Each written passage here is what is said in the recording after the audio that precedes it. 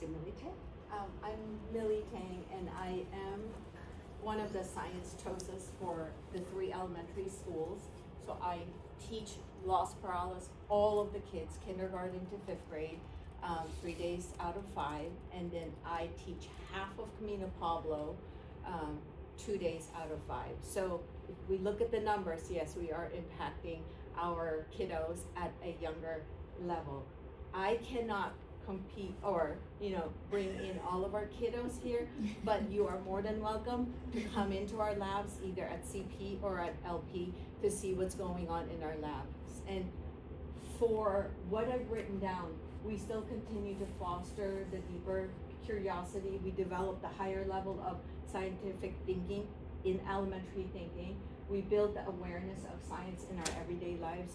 As I'm reflecting over the last few weeks when Dr. Parks invited me to come and sit, this is year 4 for elementary science, and I am super excited to come into year 4 because over the last few years, our goals were, are we meeting the standards?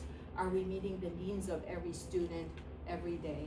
And I say to myself, yes. As a professional looking in and aligning my investigation and aligning my lessons to our students, I come in excited, I come in motivated, and I come in that science is this huge entity that I can't cover every day.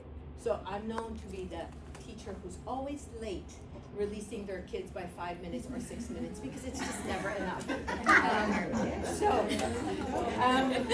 So that said, science has been very exciting for me year 4 this year. I've gone out and researched and attended a few conferences and a few classes, and I've brought in changes and enhancements to our lab investigations, and we've lifted the level of learning, that curiosity in our elementary students. One of the new units that I've brought in this semester was on pollinators. We usually glance over and talk about bees and it's done. But this time we've looked at why it is important in our lives, what has climate change impacted these little critters, these little insects. I've had our 2nd graders test honey, California honey, because it is important that they know how honey is produced and who produces it. So we've had a taste test of honey.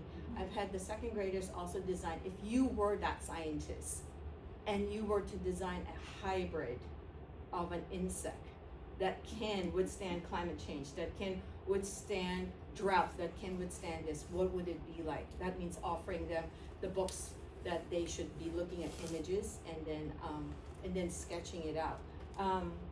We have also, through MEF's help, I went out sourcing for lilies and flowers to just have the 4th graders look at the anatomy of a lily and how it's pollinated. Because we talk about, oh, it's the nectar, it's the this, but they don't understand the anatomy of a lily.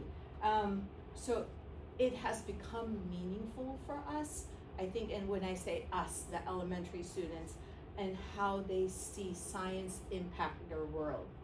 2 weeks ago, when we had that rain, that weird rain that came in on a Tuesday, that came in on a Wednesday, little kids were complaining that these bugs were biting them.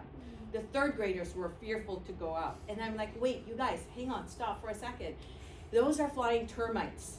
So I deviated for a few minutes. We talked about what these flying termites are going through. They've lost their home base, which would be the soil that we walk on because it's got saturated, right? And we talk about how our behavior is changed because their behavior has changed. Their ecosystem is now imbalanced. So we've connected it, and for the 3rd graders, that's been the unit that we've been studying the last few weeks. So it was like a perfect mashup because Mr. Lanuza even came in and said, can you talk to these guys if those flying things out there are not by, so I had to deviate and talk about it. It has been fulfilling to see that year 4, when we first started this, worms are introduced in kindergarten. They look at it, they look at threadworms, they look at earthworms, and they look at its body parts. But then fast forward to 5th grade, worms come back up as part of their life science. But what I have done over the last 2 years, we then took the next level in 5th grade science by dissecting the worms, opening it up, looking at its form and structure, and why they are important to our ecosystem, or why they're also known as our ecosystems engineers. So through MEF's donations, through having just a lab portion for each student, we're able to take those times to actually look a little deeper, dig it a little deeper. We connect science to our everyday life. So it's not where the kids cannot connect. One of our last discussion over the last few days was about water. The kids know so much about water. And we talk about that, yes, out of what we have around the world, we only have 3% of water source for human use. So I threw it out at them. I said, in 10 years, how old will you be? And they said, oh, we'll be 21. I go, you will be in college, but I need you to remember what you're gonna be learning in science from here on to middle school to high school. How can we source ocean water so that we can tap it, so that we can use it for human use? And one of the 5th graders answered desalination. I go, let's talk a little bit more about that. So it's a perfect classroom to have, because I don't have to worry about the reading portion or the writing portion. This is all hands-on science investigation. And for every single kid, we don't hold back. And through donations, we have used the money to purchase quite a few materials for us to use. And I'm not hindered by the fact that we don't have the money for it. So I thank all of our MEF donors. I thank all of you who has supported us and who's come in and visited us in our classroom.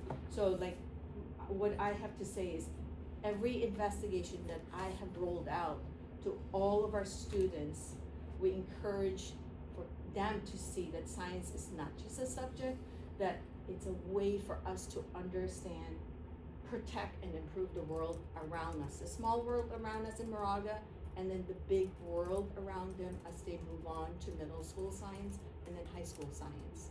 So thank you, MEF.